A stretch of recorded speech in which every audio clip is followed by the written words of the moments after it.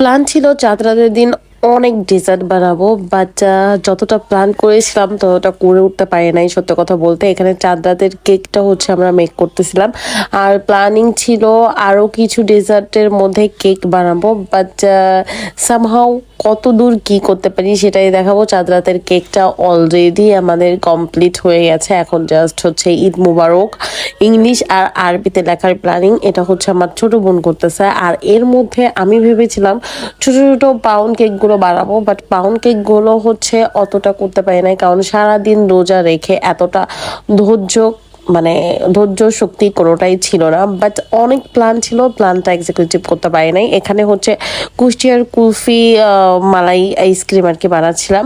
দেন সব কিছু মেক করে তারপর হচ্ছে রাত 3টার দিকে চাঁদ রাতে মেহেদি দিচ্ছি, তাও আমি অনলি 5 মিনিটের মেহেদি দিয়েছি, কোনো হচ্ছে হ্যান্ডমেড মেহেদি দিতে পারি নাই, কারণ আমি জানি এতক্ষণ পর্যন্ত হবে না।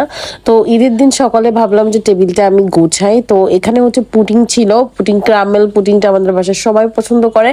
আর আমাদের বাসায় সবার আগে আব্বু সকাল সকাল উঠে হচ্ছে সেমাই রান্না করে। এটা হচ্ছে ঈদের দিন সকালে আমি টেবিলের অর্ধেক টেবিলটা আর কি গুছিয়েছিলাম একটু ডেজার্ট দিয়ে আর কি। ভেবেছিলাম চাঁদ রাতের কেকটা ওই দিন আমাদের কাটার প্ল্যানিং ছিল না, ঈদের দিনই আর কি কাটার প্ল্যানিং ছিল। তো এখানে খাওয়া দাওয়া অলরেডি শুরু হয়ে গেছে, আর চাঁদ রাতের কিছু ছবি।